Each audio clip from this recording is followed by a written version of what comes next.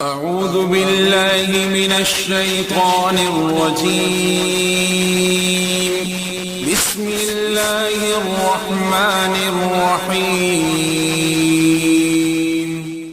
یہ جتنے مسئلے نا اولاد کو لے کے، ایک تو ان کو کہو کہ لمبا قیام کریں، لمبا سجدہ کریں، اور اینڈ پہ تشہد میں رسول اللہ صلی اللہ علیہ وسلم نے فرمایا ہے تشہد میں جو بیٹھنے کا طریقہ ہے وہ سرین پہ بیٹھنا ہے۔ میرے بھائیوں یہ بہترین طریقہ ہے جن لوگوں کے سپرم نہیں ہوتے،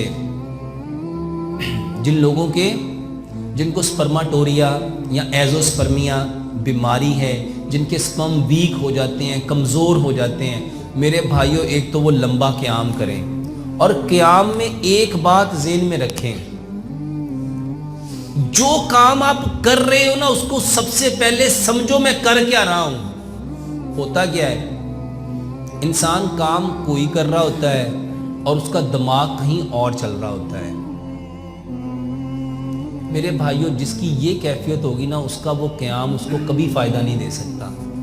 ایسا ہوتا ہے نا، ہم جسم کے اعتبار سے نماز پڑھ رہے ہوتے ہیں اور روح کے اعتبار سے کہیں سیر کر رہے ہوتے ہیں، ہوتا ہے نا ایسا۔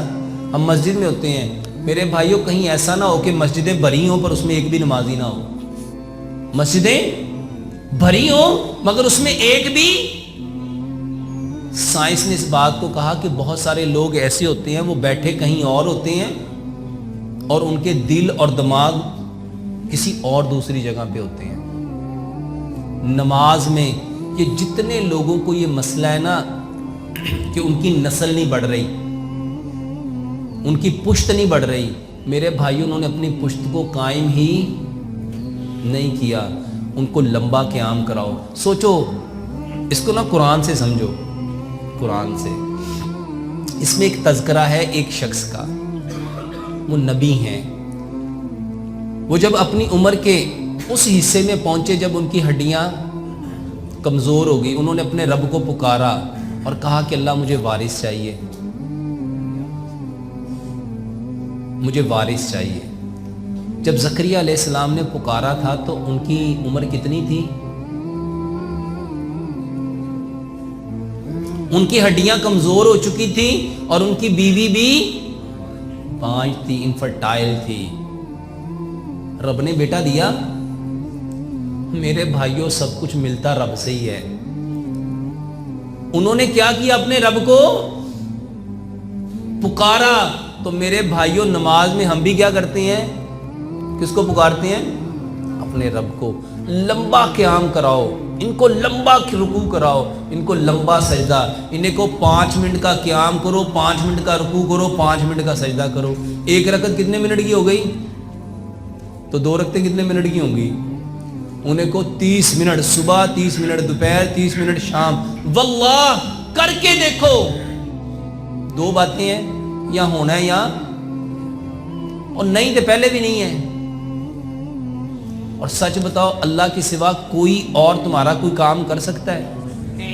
اور میرے بھائیوں جس کام کے پیچھے جو انٹینشن ہوتی ہے نا، جس کام کے پیچھے جو انٹینشن ہوتی ہے اس بندے کو وہی ملتا ہے۔ اور اللہ نے بھی قرآن میں کیا فرمایا؟ لیس للانسان الا ما سعی، کہ ہر بندے کے لیے وہی ہے جس کی وہ کوشش کرتا ہے۔ میرے بھائیوں سب سے زیادہ اگر اپنی نسلوں کو بڑھانا چاہتے ہو، اپنی نسل کو قائم کرنا چاہتے ہو تو قیام کو لمبا کر لو، رکوع کو لمبا کر لو، سجدے کو لمبا کر لو۔ یہ ایک عمل صبح دوپہر شام آدھے گھنٹے کے 2 نفل پڑھو۔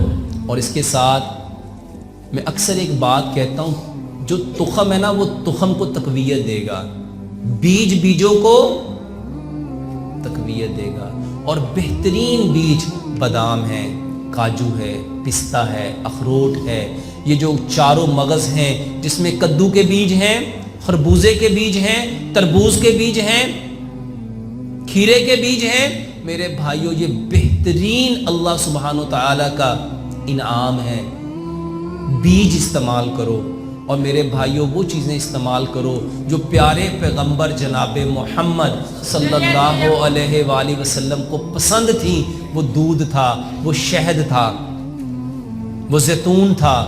میرے بھائیوں یہ بہترین چیزیں ہیں، یہ وہ چیزیں ہیں جو انسان کے تخم کو بھی بڑھاتی ہیں، سپرم کو بھی بڑھاتی ہیں، اور صرف بڑھاتی نہیں بلکہ اس کی افزائش بھی کرتی ہیں اور اس کو تقویت بھی دیتی ہیں۔